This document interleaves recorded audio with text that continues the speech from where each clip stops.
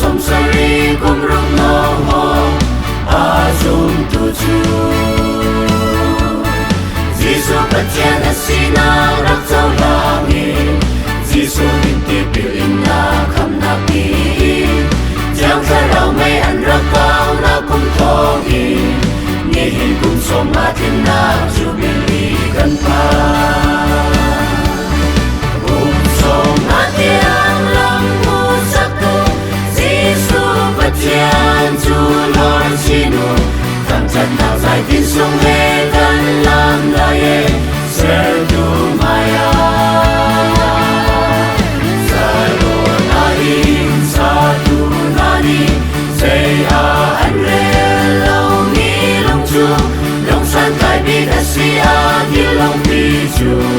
Giêsu kan pathian a si hallelujah amen Zum tu masa zum karma be chu Lấy đại tan hoa chậm sarin hoa lan nhang chang Ni sung hơi jubilee quay zon nan shang Nga di Tani lam na ni khi he nan war khai chi A kiêu chang e lei chung mun ram kim chu li Ra tha ta li rung lang u di hin ni a Lom na mi khi long treo lai zum tu ma sa na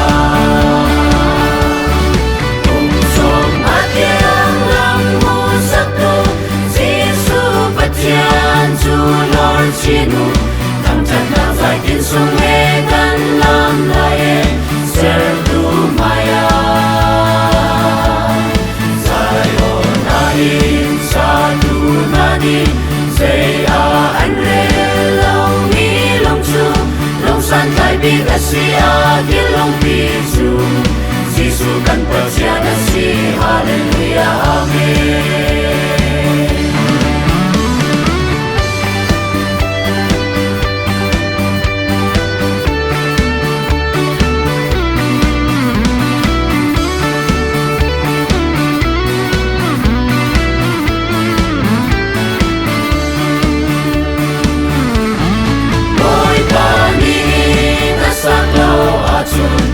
Sa tu na rian tuan na sa na tai lo Pentecost rifa bu boy pasak mi ru In PSC Na thong na ran mi man se ni hin a su Boy pa ni aram chu a kau teri Avani kal tak balau nu nang mani Fatang bel nang ngay chang lai boy pa ni ati Som hatiang lam mu sak tu Giêsu pathian chu lor chinu Tam chat na zai tin sung he kan lam la ye ser du maya Zai o na in sa tu na ni Say a an re lau mi long chu Long san kai bi a si a di long pi chu Giêsu kan pathian a si hallelujah amen Jubilee ni sung loi te o Yam ri la lo kan siang ri lo kan kir biri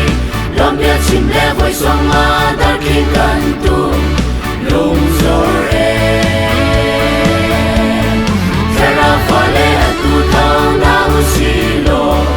Arok trong mi Jerusalem kan ser lai Atu akin ni ramalin sa chan lai Ram min nawa kan ser lai hallelujah amen Kung som atiang lam mu sak tu Giêsu pathian chu lor chinu Tam chat na zai tin sung he kan lam la ye ser du maya